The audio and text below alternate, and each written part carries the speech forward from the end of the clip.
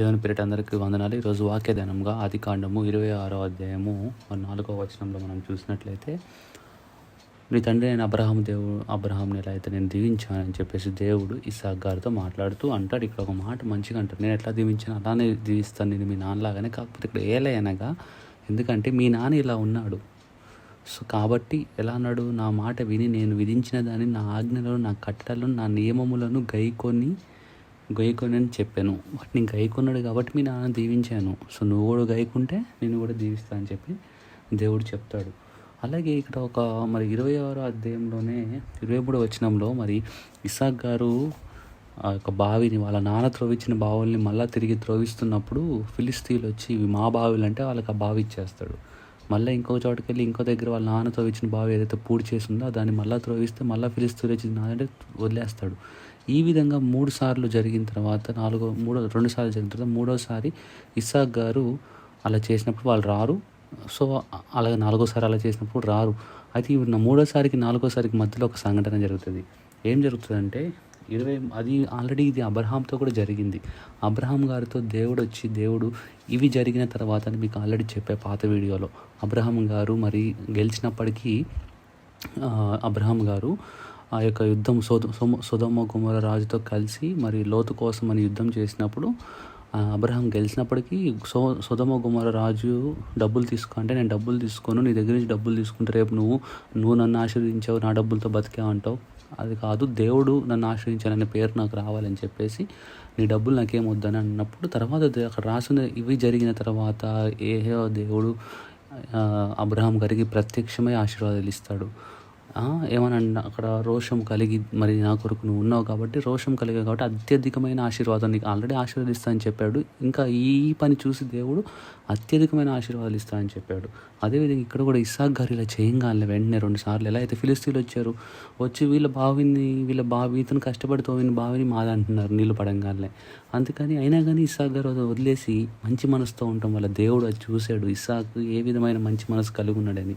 అలాంటి మంచి హృదయంని దేవుడు ప్రేమిస్తున్నాడు. మన జీవితాల్లో కూడా మనం కూడా మనకి ఎవరిని ఇబ్బంది కష్టాలు కలిగించినప్పటికీ మనం భరిద్దాం.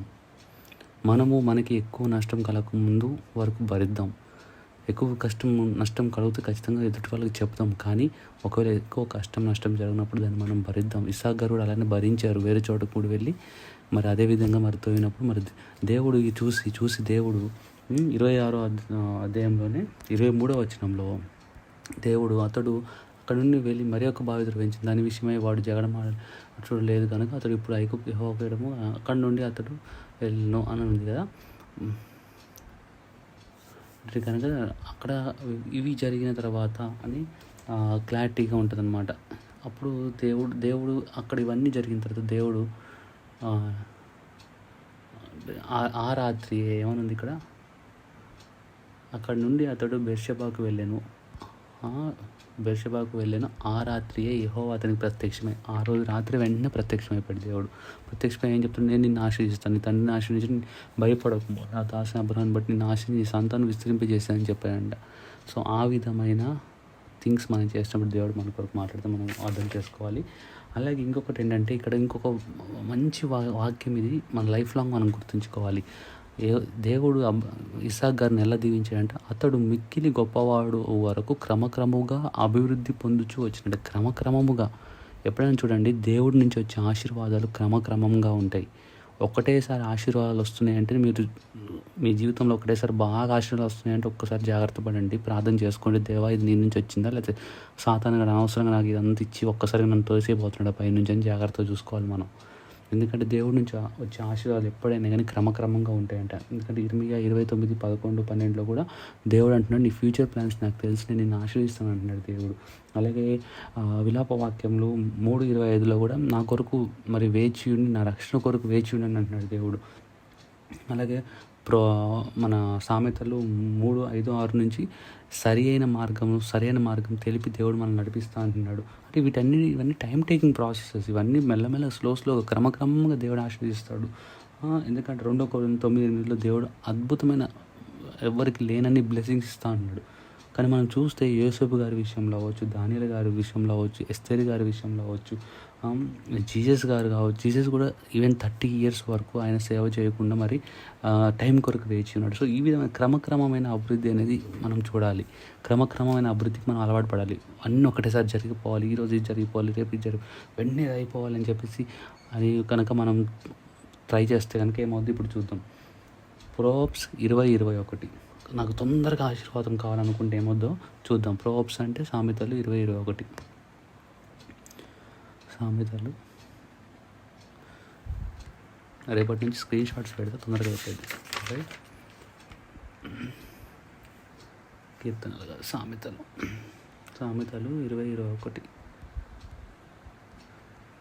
టైం వేస్ట్ అవ్వకుండా రేపటి స్క్రీన్ షాట్. మోసము చేసి తెచ్చుకున్న ఆహారం మనుషులకు బహుయింపుగా ఉండును, పిమ్మట వారి 20:21 మొదట బహు త్వరితముగా దొరికిన స్వాస్థ్యము తుదకు దీవెన నొందకపోవును. త్వరితముగా, ఫాస్ట్గా, ఏం శ్రమ పడకుండానే, ఏం కష్టపడకుండానే ఫ్రీగా వచ్చిందనుకో అది అలానే పోయిద్దంట. ఇది చాలా మంది మన రియల్ లైఫ్లో కూడా మనం చూసుంటాం. ఫ్రీగా వచ్చినప్పుడు చాలామందికి ఫ్రీగానే వెళ్ళిపోతూ ఉంటుంది. ఫ్రీగానే తెచ్చుకుంటారు, దానివల్ల ఇంకా ఫ్రీగా అలా ఎంత తొందరగా వచ్చిందో అంత తొందరగానే వెళ్ళిపోద్దు వాళ్ళ దగ్గర నుంచి డబ్బు. ఎంత తొందరగా రిచ్ అయిపోయారో అంత తొందరగా వాళ్ళు పూర్ అయిపోతారు. ప్రోవర్బ్స్ ఏం చెప్తుంది? మొదట బహుత్వరితముగా దొరికిన స్వాస్థ్యం తుదకు దీవెన నొందకపోనంట. ఏదైనా స్వాస్థ్యం మనకి ఏమైనా వచ్చింది, అది దీవెన పొందాలంటే అది మల్టిప్లై అవ్వాలి. నాకు 10,000 జీతం వస్తుంది, ఆ జీతము మరి మల్టిప్లై 20,000 30,000 అవుతే అది ఆశీర్వాదం. అంతేగాని 10,000 ఇటు వచ్చి రేపొద్దున్నే 10,000 అట్టు పోయింది అనుకో బయటికి, ఏదైనా ఖర్చులు, హాస్పిటల్ ఖర్చు, దానికి దీనికి ఆశీర్వాదమా? కాదు కదా. సో కాబట్టి త్వరితముగా ఏదైనా వస్తుందా, ఒకటేసారి నీకు ఏమైనా వస్తుంది. ఏమొస్తుంది? ఓట్లు కొనేటప్పుడు రాజకీయ నాయకులు ఇస్తారు డబ్బులు, ఇంతని 5,000 అని 10,000 అని ఇస్తారు. వాటిని తీసుకొని ఓట్లు వేస్తారు వీళ్ళు జనాలు. కానీ ఆ 5,000 10,000 రేపు దేవుడు చూస్తున్నాడు. మోసపూర్తికంగా తప్పు చేయడానికి డబ్బులు తీసుకున్నారు. ఏం పని చేయకుండానే ఉత్త పుణ్యానికి, ఏం కష్టం చేయకుండా వస్తున్న డబ్బులు దేవుడు అంత తొందరగా దాన్ని ఎల్లగొడతాడు. సో జాగ్రత్తగా ఉండండి ఇలాంటి పనులు చేయకుండా. అలాగే ప్రోవర్బ్స్ 21:5 కూడా చూద్దాం. ప్రోవర్బ్స్ 21:5. శ్రద్ధ గల వారి యోచన లాభకరములు, తామి లేక పని చేయడానికి నష్టమే ప్రాబ్లం. తాలిమి లేక పని చేయడానికి నష్టం. తాలిమి లేక పని చేస్తారు. కొంతమంది ఇలా తాలిమి లేక పని చేస్తారు. శ్రద్ధ గల యోచన లాభకరం. శ్రద్ధ కలిగి ఆలోచన చేయాలి, యోచనలు చేయాలి, పని చేసుకోవాల్సినంతసేపు పని చేసుకోవాలి. అంతేగాని ఇంక 24 గంటలు అదే పనిలో ఉండకూడదు. ఈరోజు నేను ఒక న్యూస్ చూసి, ఆ న్యూస్లో ఒక అతను కలగన్నాడంట తన ఇంటి కింద బంగారం ఉందని. సరే అని చెప్పేసి ఆ యొక్క వంటగదిలో త్రవ్వడం మొదలుపెట్టాడు. తనంతట తానే గుంట తోముకుంటూ వెళ్ళిపోయాడు. ఎంత గుంట తోమాడంటే 130 అడుగులు తోముకుంటూ వెళ్ళిపోయాడు. అతను న్యూస్ ఎందుకు అయింది మరి, అది బయటకు ఎందుకు వచ్చిందంటే అతను నిన్న పని చేసుకుంటూ ఎందుకు తెలియక ఆ గుంటలో జారిపడ్డాడు. వంటగదిలో పడతాం 130 అడుగులు గోతులా పడి తలకాయ బయలు చచ్చిపోయాడు. అంత అవసరమా? బంగారం దొరికిద్దంటే నాకు ఇంటి కింద అని చెప్పేసి, కళ్ళు వచ్చిందని చెప్పేసి తోవడం మొదలయ్యడం అవసరమా? 130 అడుగులు, మళ్ళీ 1-2 అడుగులు, 10 అడుగులు 6 అడుగులే కాదు, 10 అడుగులు 6 అడుగులతో అయిపోయింది అనుకోవచ్చు కదా. అసలు తోవడమే తప్పు. సరే, జ్ఞానం కలిగి ప్రవర్తించేవాడు ఏం చేస్తాడు, అక్కడితో ఆపేస్తాడు. కానీ చూడండి, తాలింపు లేక పంచేవానికి నష్టమే ప్రాప్తించింది. ఇప్పుడు ఏమైంది? ప్రాణం కూడా పోయింది దానికి, డబ్బు కోసం ఆశపడిన అతనికి.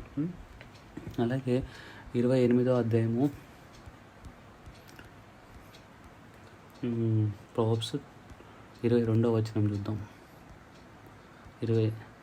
చెడు దృష్టి గలవాడు ఆస్తి సంపాదింప ఆతురపడును, తనకు దరిద్రత వచ్చినని వానికి తెలియదు. పాపం చూడండి, వాడిని నిజంగా ఆయన చచ్చిపోయాడు డబ్బు కోసం అని. కానీ అతనికి తెలుసా అతను చచ్చిపోతాడని? 130 అడుగుల్లో ఒక మొదటి అడుగు తీసినప్పుడే అతనికి తెలుసా? తెలియదే. 20వ వచనం చూడండి. నమ్మకమైన వానికి దీవెనలు మెండుగా కలుగును, ధనవంతుడు ఒకటకు ఆతురపడేవాడు శిక్షణ ఉండకపోవును. అర్థమైందా? అలాగే 23 ప్రోవర్బ్స్ 23:4-5 కూడా చూద్దాం. ఐశ్వర్యము పొంద ప్రయాసపడకుము, నీకు అట్టి అభిప్రాయం కలిగిన దాన్ని విడిచిపెట్టుము. నీవు దాని యందు దృష్టి నిలిపిన తోడనే అది లేకపోవును, నిశ్చయముగా అది రెక్కలు ధరించి ఎగిరిపోవును. పక్షిరాజు ఆకాశంలోకి ఎగిరిపోయినట్టు అది ఎగిరిపోతుందంట. సో ఐశ్వర్యము సంపాదించుకోవాలి. నీ కొరకు నువ్వు శాలరీ వస్తుందా మంచిది, దాంతో తృప్తిపడు. అంతేగాని ఇంకేదో వేరే అడ్డదారులు తొక్కాలి. చాలామంది ఈ మధ్య బెట్టింగ్ అలవాటు పడిపోయారు. నా ఫ్రెండ్స్ చాలామంది ఉన్నారు, వాళ్ళు బెట్టింగ్ చేస్తారు. ఈరోజు 5,000 వేస్తే రేపు 10,000 అయిద్దంట.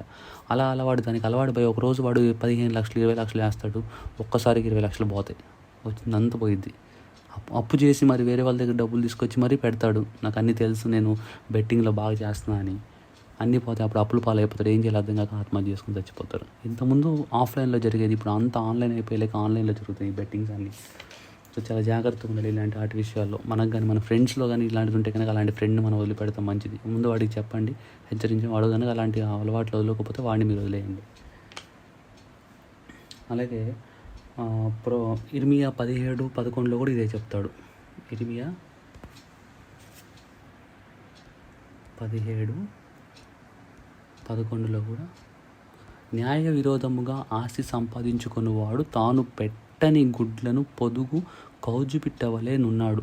సగము ప్రాయములో వాడు దాన్ని విడవవలసి వచ్చునంట. వాడు విడిచిపెడతలేదు, వాడంతటా వాడు విడిచిపెట్టలే, అన్యాయంగా సంపాదించాడు. కానీ అది ఎలా, వాడు కూడా అన్యాయుడు. గుంటతో వాళ్ళని చెప్పేసి ప్రయాసపడ్డాడు. అడ్డదారిలో నాకు ఫ్రీగా దొరికింది గోల్డ్ అని చెప్పి గుంటతోంతో మొదలేశాడు. కానీ వాడే అనుకోకుండా చనిపోవడం వల్ల దాన్ని విడిచిపెట్టాల్సి వచ్చింది, ఆ పని, ఆ డబ్బుని. సగము ప్రాయములో వాడు దాన్ని విడవవలసి వచ్చినట్టు, వాడు విడవలసిన వచ్చే పరిస్థితి వచ్చిందంట.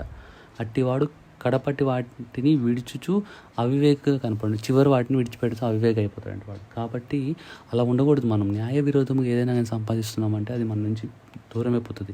న్యాయ విరోధంగా సంపాదించేది ఏదైనా కానీ మనకు త్వరితముగా మన దగ్గరికి వస్తుంది. సో త్వరగా మనం సంపాదించి త్వరగా అభివృద్ధి పొందాలని ఏమన్నా మనం ప్లాన్స్ చేస్తున్నామా, చాలా జాగ్రత్తగా ఉండాలి. అది న్యాయ విరుద్ధంగా ఉందా, అలా ఉంటే కనుక అది త్వరగా నీ నుంచి తీసివేయబడుతుంది. అలాగే Proverbs 15:27 కూడా చూస్తే, సామెతలు 15:27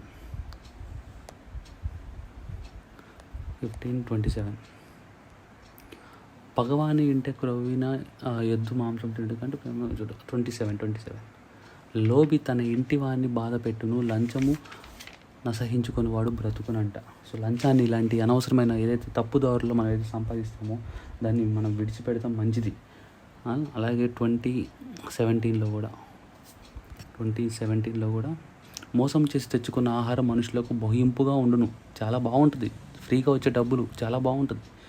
ఫ్రీగా వచ్చే పాపం ఏదన్నా అవ్వచ్చు. ఫ్రీగా వస్తున్న ప్రాస్టిట్యూషన్ అవ్వచ్చు. ఈ మధ్య ఫ్రీగా వస్తున్న ప్రాస్టిట్యూషన్ అయిపోయింది. గర్ల్ ఫ్రెండ్, బాయ్ ఫ్రెండ్ అని ఒక పేరు పెట్టేసి, అది నిజం చెప్తున్నా, అది వ్యభిచారమే వాళ్ళు చేస్తుంది. కానీ గర్ల్ ఫ్రెండ్, బాయ్ ఫ్రెండ్ పేరు పిమ్మట వాని నోరు మంటితో నింపబడును. తర్వాత తెలుస్తుంది పరిస్థితులు ఎలా ఉంటాయనేది. అలా మరి Proverbs 10:2 కూడా, Proverbs 10:2 కూడా, భక్తిహీనుల ధనము వానికి లాభకరం కాదు, నీతి మరణం రక్షించిన. భక్తిహీనతతో పాటు ధనం సంపాదించుకుంటే కనుక, అంటే తప్పుదోవలతో మనం కనుక, అంటే దేవుడు నాకు ఇస్తాడని దేవుడి మీద ఆధారపడి కష్టపడుతూ వచ్చే ధనాన్ని ఓకే. అలా కాకుండా భక్తిహీనత అంటే దేవుడు నా కష్టం చూసి నాకు డబ్బులు ఇస్తాడని దేవుడి మీద నమ్మకం పెట్టుకోకుండా భక్తిహీనతగా, అంటే భక్తిని తగ్గించి దేవుడు నాకు ఇస్తాడు లేదు ఏమో నేనైతే సంపాదించుకుందామని అడ్డదారులు దొక్కుతారు కదా. డబ్బు విషయమే అవ్వచ్చు, అది వేరే ఏ విషయమైనా అవ్వచ్చు. అడ్డదారుల్లో ఏదైనా చేస్తున్నామో అది మనకు మంచిది కాదు, లాభకరము కాదు. మనం గుర్తుంచు. మరి మనం ఏం చేయాలంటే, మత్తయి సువార్త 6:33 ఉంటుంది, మీరు మొదటిగా నా నీతిని, నా రాజ్యాన్ని ఎతికిన తర్వాత దేవుడు మనకి ఏది కావాలో అది ఇస్తాడంట. సో కాబట్టి దేవుని నీతిని, రాజ్యం ఎక్కడుంది? నీతి రాజ్యం బైబిల్లో ఉంది. బైబిల్ చదవాలి ఎవ్రీడే, ఫాస్టింగ్ చేయాలి, ఉపవాసాలు ఉండాలి, ప్రార్థించాలి, బైబిల్ చదవాలి. Proverbs 10:22 చూస్తే, ఇదే Proverbs 10:22 చూస్తే, యెహోవా ఆశీర్వాదము ఐశ్వర్యం ఇచ్చును, నరుల కష్టం చేత ఆశీర్వాదం ఎక్కువ కాదు.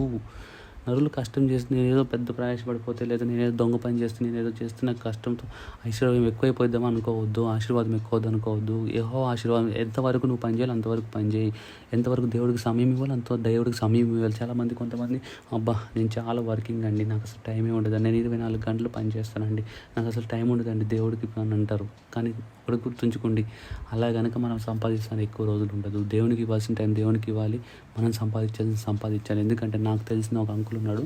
ఆ అంకుల్కి చాలా ఆస్తి ఉంది. ఎంత ఆస్తి ఉందంటే, ఆయన చాలా ఆస్తి, ఎన్నో ఇల్లు కట్టాడు, అన్నింటినీ రెంట్స్కి ఇచ్చేసాడు. అతను నడుస్తున్నప్పుడు కాళ్ళకి చెప్పులు ఉండవు, జేబు చినిగిపోయి ఉంటుంది, లుంగికి హోల్స్ ఉంటాయి. అలాంటి వ్యక్తి ఒక్కగానొక్క కొడుకు, ఇప్పటిదాకున్న ఒక్కగానొక్క కొడుకు, మనకు తెలిసింది ఏంటంటే ఒక్కగానొక్క కొడుకుకి కిడ్నీ ఫెయిల్ అయిపోయింది, డయాలసిస్ చేయాల్సిన పరిస్థితి, హాస్పిటల్ని అమ్ముకుంటున్నాడు. అతన్ని చూస్తే అనిపిస్తుంది, అనవసరంగా ఇంత కష్టపడి ఏం చేసావు, అనవసరంగా ఏదో చేసేయాలని చాలా కష్టపడ్డాడు. ఎన్నో తిండి తినక అంత ఆస్తి కూడా పెట్టాడు. ఇప్పుడు చివరికి ఉన్న ఆస్తులంతా అమ్ముకుంటాడు. ఒక్క కొడుకు. ఇప్పుడు ఆ ఒక్క కొడుకు ఏమన్నా అయితే గనక ఇతను సంపాదించినంత ఆస్తి ఏమవుతుందండి? నేలపాలవుతుంది. అందుకే మరి ప్రసంగిలో అంటాడు, మరి మన రాజుగారు సొలొమోన్ మహారాజు గారు ప్రసంగిలో అంటాడు, అంత వ్యర్థమే, మొత్తము వ్యర్థమే, ఈ లోకంలో మనం చేస్తున్నంత వ్యర్థమే. మనం ఈరోజు సంపాదించింది రేపు ఏమైద్దో మనకు తెలియదు. రేపు మన తర్వాత వచ్చి మన పిల్లలు దాన్ని ఏం చేస్తారో, దేని కొరకు, మంచి కొరకు వాడతారో లేదా చెడ్డ కొరకు వాడతారో మనకు తెలియదు. అంతా వ్యర్థమే. సో అలాంటప్పుడు ఇక్కడ సంపాదించుకొని ఏం చేస్తాం మనం? అంత కష్టపడి. సో కాబట్టి ఎంత కష్టపడాలో అంతవరకు కష్టపడితే అది మన దగ్గర నిలుస్తుంది. అనవసరంగా దేవుడికి ఇవ్వాల్సిన టైం కూడా ఇవ్వకుండా అనవసరంగా ఎక్స్ట్రా కష్టపడితే అది మన దగ్గర నుంచి తీసివేయబడుతుంది. అలాగే చివరిగా మీకు గుర్తు చేయాల్సిన ద్వితీయోపదేశ కాండం 28వ అధ్యాయం చదవండి కంపల్సరీగా. అక్కడ దేవుని యొక్క ఆశీర్వాదాలు రాయబడి ఉంది. ఈరోజు మీకు హోంవర్క్ అనమాట. ద్వితీయోపదేశ కాండము 28వ అధ్యాయం మీకు హోంవర్క్ చదవండి. దేవుడి యొక్క చిన్న వాక్యం దీవించిన కాక క్రమక్రమముగా మనము అభివృద్ధి పొందాలి. క్రమక్రమమైన అభివృద్ధి కోసం మనం వెయిట్ చేయాలి. ఒకేసారి అన్ని ఆశీర్వాదాలు రావాలని కనుక మీరు ఆతృత పడితే ఖచ్చితంగా అది మనం తొందరపాటు పడినట్టే. అలాగే అది సాతాను చేతిలో మనం ఆయుధంగా వాడబడతాము. సాతాను వల్ల పడిపోతాం. సాతాను ఏం చేస్తాడంటే ఒక్కసారిగా మనకు ఆశలు వచ్చి అక్కడి నుంచి నెడతాడనమాట. ఫస్ట్ ఫ్లోర్ నుంచి సెకండ్ ఫ్లోర్ నుంచి ఏదైనా వ్యక్తిని నెడితే చనిపోడు. అదే ఆ వ్యక్తిని ఒక 100 ఫ్లోర్స్ మీద తీసుకుపోయి అక్కడి నుంచి నెడితే చనిపోతాడు. ఆ విధమైన ప్లానింగ్ ఉంటుంది సాతాను. అసలు దేవుడు మెల్లమెల్లగా అభివృద్ధిస్తాడు. కాబట్టి పేషెంట్గా ఉండండి. దేవుడి మీద నమ్మకం ఉంచండి. దేవుడు చేసిన చిన్న చిన్న కార్యాలు, మిరకిల్స్ ఏమైనా ఉంటాయి, చిన్న చిన్న స్టెప్స్ ఫార్వర్డ్ అయితే చేస్తూ ఉంటాడో వాటిని ఒక్కొక్కదాన్ని చేసినప్పుడల్లా దేవుని స్తుతిస్తూ, దేవా ఇంకా వేరే గొప్పవి చేయండి, ఇంకొంచెం గొప్పవి చేయండి అని దేవుని అడుక్కుంటూ ముందుకు వెళ్ళండి. ఈ విధంగా దేవునిలో క్రమక్రమంగా ఎదగడం మంచిది. ఒక్కసారిగా కనుక ఎదిగితే కనుక ఏం జరుగుతుందో మనం ఇప్పటిదాకా చూసాం. దేవుడికి చిన్న వాక్యం దీవించిన కాక ఆమేన్.